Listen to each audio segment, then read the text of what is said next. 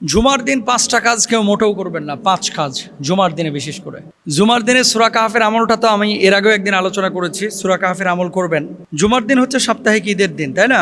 আল্লাহ রাসূল সাল্লাল্লাহু আলাইহি ওয়াসাল্লাম জুমার দিনের 5টা বৈশিষ্ট্যের কথা বলেছেন। বৈশিষ্ট্যের পরে যে কাজগুলো করবেন না সেইগুলো আমি বলে দেবো ইনশাআল্লাহ। 1 নাম্বার, আল্লাহ তাআলা এই জুমার দিনে হযরত আদম আলাইহিস সালাতু ওয়াস সালামকে সৃষ্টি করেছেন। সুবহানাল্লাহ। তার মানে আমাদের আদি পিতার সৃষ্টি হয়েছে এই জুমার দিনে। 2 নম্বর, আল্লাহ তাআলা এই দিনেই আদম আলাইহিস সালাতু ওয়াস সালামকে জমিনে পাঠিয়েছেন। 3 নম্বর, এই দিনে আদম আলাইহিস সালামকে মৃত্যু দিয়েছেন। 4 নম্বর, এই দিনে এমন কিছু সময় আছে যখন বান্দা আল্লাহর কাছে যা চায় আল্লাহ সুবহানাহু ওয়া তাআলা তাই কবুল করেন। সেই সময়টা কেউ কেউ বলছেন খুতবা এবং জামাত শুরু হয়ে যাওয়ার মধ্যবর্তী সময়, আর কেউ কেউ বলছেন জুমার দিন আসর থেকে মাগরিবের মধ্যবর্তী সময়। এই সময়টায় আপনি আল্লাহর কাছে যা চাইবেন আল্লাহ সুবহানাহু ওয়া তাআলা তাই কবুল করবেন। 5 নম্বর, এই দিনে কিয়ামত সংঘটিত হবে। আচ্ছা, তাহলে এই 5টা হচ্ছে জুমার দিনের আলাদা বৈশিষ্ট্য। এই দিনে যদি সূরা কাহফ আপনি তেলাওয়াত করেন, আপনি শুনেন, তেলাওয়াত করেন, বিশেষ ফজিলত আল্লাহ রেখেছেন। 70,000 ফেরেশতা আপনার জন্য দোয়া করতে থাকবে। এখন যারা তেলাওয়াত পারেন তারা তেলাওয়াত করবেন, যারা পারেন না তারা শুনবেন অন্তত, তাও হয়তো বা কাছাকাছি সওয়াব আল্লাহ সুবহানাহু ওয়া তাআলা আপনাকে দিতে পারেন ইনশাআল্লাহ। এরপরে দেখেন কি কি কাজ আপনি জুমার দিন করবেন না। আজান হওয়ার পরে ব্যবসা বাণিজ্য করা, দোকানপাট খুলে রাখা, এটা সম্পূর্ণরূপে নিষিদ্ধ জুমার দিন। কারণ আল্লাহ তাআলা বলছেন ফাইদা কুদিয়াতিস সালাতু ফান্তাশিরু ফিল আরদ ওয়াবতাগু মিন ফাদলিল্লাহ। আর এর আগের আয়াতে আল্লাহ বলছেন ইয়া আইয়ুহাল্লাযীনা আমানু ইদা নুদিয়া লিস-সালাতি মিন ইয়াউমিল জুমআতি ফাসআউ ইলা যিকরিল্লাহ। এই যে যখন নামাজের জন্য, জুমার নামাজের জন্য যখন আহ্বান করা হবে, দুনিয়ার সব কাজকর্ম ছেড়ে তখন আমাদের জন্য চলে যেতে হবে, প্রস্তুতি নিতে হবে, যেতে হবে। এটাই তোমাদের জন্য উত্তম যদি তোমরা বুঝো। সূরা জুমার আয়াত নাম্বার 9, এটা আল্লাহ বলেছেন। 2 নম্বর নিষিদ্ধ কাজ, খুতবার সময় 2 হাঁটু উঁচু করে বসা। অনেক সময় দেখবেন খুতবা চলছে আর ওই মসজিদের দেয়ালে হেলান দিয়ে 2 হাঁটু এভাবে উঁচু করে দিয়ে মোবাইল টিপতেছে, মানে চ্যাটিং ফেটিং করতেছে। এগুলো সম্পূর্ণরূপে হারাম, নিষিদ্ধ কাজ। রাসূল সাল্লাল্লাহু আলাইহি ওয়াসাল্লাম জুমার দিন ইমামের খুতবা চলাকালে কাউকে হাঁটু খাড়া করে কাপড় জড়িয়ে বসতে নিষেধ করেছেন, আবু দাউদ শরীফের হাদিস। 2 নম্বর গেল। 3 নম্বর, খুতবার সময় অনর্থক কথা বলা ও কাজ করা। যখন ইমাম সাহেব খুতবা দেবেন জুমার দিন, অনেক সময় আপনারা কথা বলেন, অনর্থক অহেতুক কাজকর্ম করেন, এগুলো করা যাবে না। এটা সম্পূর্ণরূপে রাসূল আকরাম সাল্লাল্লাহু আলাইহি ওয়াসাল্লাম নিষেধ করেছেন। আল্লাহর হাবিব বলেছেন জুমার দিন যখন তোমার সাথীকে চুপ থাকো বলবে, অথচ ইমাম খুতবা দিচ্ছেন, তাহলে তুমিও অনর্থক কাজ করলে, অপরাধ করলে। মানে আপনার পাশে কেউ কথা বলছে জুমার খুতবা চলাকালীন সময়ে, আপনি তাকে বারণও করতে পারবেন না যে কথা বলো না, এরকম না। আপনি নড়াচড়া করবেন না, মনোযোগ দিয়ে আপনি খুতবা শুনবেন। এটা হচ্ছে জুমার আদব। তাহলে খুতবার সময় কথা বলা জুমার দিন এটা নিষিদ্ধ কাজ। 4 নম্বর, দুনিয়ার সমস্ত ঘুম হচ্ছে জুমার দিন খুতবা চলাকালীন সময়। দেখবেন কুচে মুরগির মতো কিছু পিছনে আছে, খালি ঢুলতেই থাকে, ঝিমাইতেই থাকে। আসলে সকিনা নাজিল হয়তো, সকিনা নাজিল হওয়ার কারণে কিছু মানুষ এরকম ঘুমাইতে থাকে। জুমার দিন খুতবার সময় ঘুমানো এটা নবীজি সাল্লাল্লাহু আলাইহি ওয়াসাল্লাম নিষেধ করেছেন। ইচ্ছাকৃত ঘুমাবেন না, অনিচ্ছা সত্ত্বেও যদি হয়ে যায় নামাজ ফাসেদ হয়ে যাবে, ব্যাপারটা এরকম না, নামাজ হবে, কোনো সমস্যা নাই ইনশাআল্লাহ। যদি মসজিদে কোনো ব্যক্তি তন্দ্রাচ্ছন্ন হয় তবে সে যেন সে স্থান ত্যাগ করে অন্যত্র সরে বসে, এটা নবী সাল্লাল্লাহু আলাইহি ওয়াসাল্লামের সুন্নাহ। 5 নম্বর, শুধু জুমার দিন রোজা রাখা। কিছু কিছু মানুষ আছে যে সারা সপ্তাহে সোমবার, বৃহস্পতিবার, আইয়ামে বীজ অন্যান্য নফল রোজা রাখে না, কিন্তু জুমার দিন রোজা রাখে না। জুমার দিন শুধু রোজা রাখা এটা নবীজি সাল্লাল্লাহু আলাইহি ওয়াসাল্লামের সুন্নাহ না। জুমার দিন হচ্ছে মুসলমানের মজমার দিন, ইজতিমার দিন, যে মানুষ একত্রিত হবে, বসবে, আলোচনা করবে, জুমার নামাজ পড়বে। এটা হচ্ছে জুমার দিনের আপনার একটা গুরুত্বপূর্ণ পার্ট, আমল।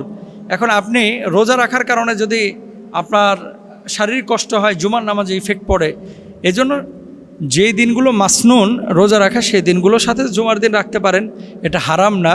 তবে অন্য কোনো দিন না রেখে শুধু জুমার দিন রোজা রাখা এটা ঠিক না। আল্লাহ তাআলা আমাদেরকে বোঝার তৌফিক দান করুন, আমিন। মোহতারাম, আমি মাদারীপুর থেকে বলছি, আমার বাড়ি হচ্ছে শিবচরে। আমাদের এলাকার অধিকাংশ যুবকদের একটা টেন্ডেন্সি, পড়ালেখা করি বা না করি ইউরোপে যেতে হবে, এবং বাঁচি মরি ইউরোপ ছাড়া আমাদের কোনো উপায় নেই। এরকম চেতনা নিয়ে কোনো যুবক যদি ইউরোপে পাড়ি দেয় সাগর সাঁতরিয়ে লিবিয়া হয়ে, এবং প্রতিমধ্যে মারা যায়, তার মৃত্যুটা শহীদি মৃত্যু হবে নাকি আত্মহত্যার মতো গুনাহ হবে? এত দারুণ এই প্রশ্নটা। আপনারা কালকেও হয়তো বা দেখেছেন যে মরক্কোর বর্ডার ভেঙে প্রায় 1000-এর বেশি অধিবাসী তারা স্পেনে ঢুকেছে, এবং সেটা কিন্তু সাগর সাঁতরে। আমি যতটুকু জানি মরক্কো থেকে স্পেনের দূরত্ব, ওই যে জিব্রাল্টার যে প্রণালী, তারিক বিন জিয়াদ যে পথ ব্যবহার করেছেন, মরক্কো থেকে স্পেনের এই সাগর পথের দূরত্ব প্রায় 13 কিলোমিটার। এরা সীমান্ত ভেঙে 1000 অধিবাসী অনেকেই সাগর সাঁতরে কিন্তু স্পেনে চলে গিয়েছে। এখন আমাদের দেশে এই যে আপনার শরীয়তপুর, মাদারীপুর, তারপরে বাংলাদেশের এই যে সিলেট, সুনামগঞ্জ, হবিগঞ্জ, বিভিন্ন জেলা আছে, যুবকরা মনে করে কোনো না কোনোভাবে ইউরোপে আমাদেরকে ঢুকতে হবে, ইউরোপে ঢোকা ছাড়া কিন্তু আমার কোনো গতি নাই।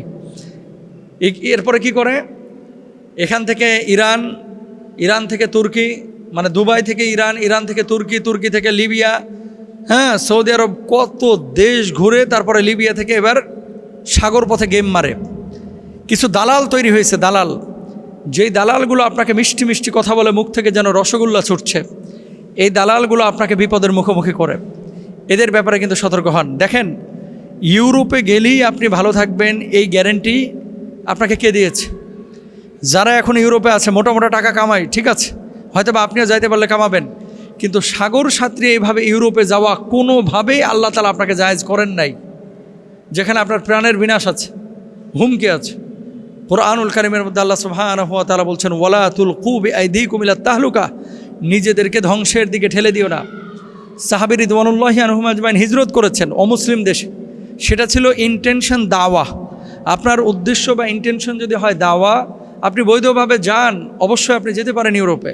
শুধু রুটি রুজির জন্য আপনি এভাবে প্রাণের বিনাশ ঘটায় আপনি যাবেন, এটা কিন্তু জায়েজ নাই। হ্যাঁ, কোনো কোম্পানি আপনাকে স্পন্সর করেছে, আপনি শুধু পয়সা কামানোর জন্য অস্থায়ীভাবে যাচ্ছেন, আপনি যাইতে পারেন। স্থায়ীভাবে এভাবে স্থানান্তরিত হয়ে যাওয়া, এটা কিন্তু ইসলাম পছন্দ করে না ভাই। আজকে দেখেন, এই যে ইউরোপে যে সমস্ত মানুষগুলো সেটেল হয়ে গেছে, অনেক ভাইরা আমাদের সাথে পার্সোনালি পরিচয় আছে, যোগাযোগ আছে, তারা কিন্তু এই 30, 32, 35 বছর পরে আসে এখন পারে না, দেয়ালের সাথে মাথা বাড়াইতেছে। কেন? হুজুর টাকা হইল, বাড়ি হইল, গাড়ি হইল, গর্জিয়াস একটা লাইফ পাইলাম, সব কিছু পাইলাম, কিন্তু দিন শেষে আমি আমার সন্তানগুলোকে বিপদগামী করে ফেললাম। সন্তানগুলো আর লাইনে নাই, এগুলো না ইহুদি, না খ্রিস্টান, না হিন্দু, না মুসলিম, মাঝামাঝি কিছু একটা হয়ে গেছে। অনেকে স্রষ্টাকেও বিশ্বাস করে না।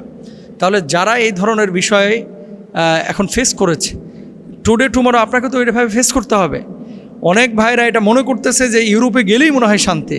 ওরে ভাই, কত মানুষ, হাজার হাজার মানুষ বাঙালিরা মার খাচ্ছে।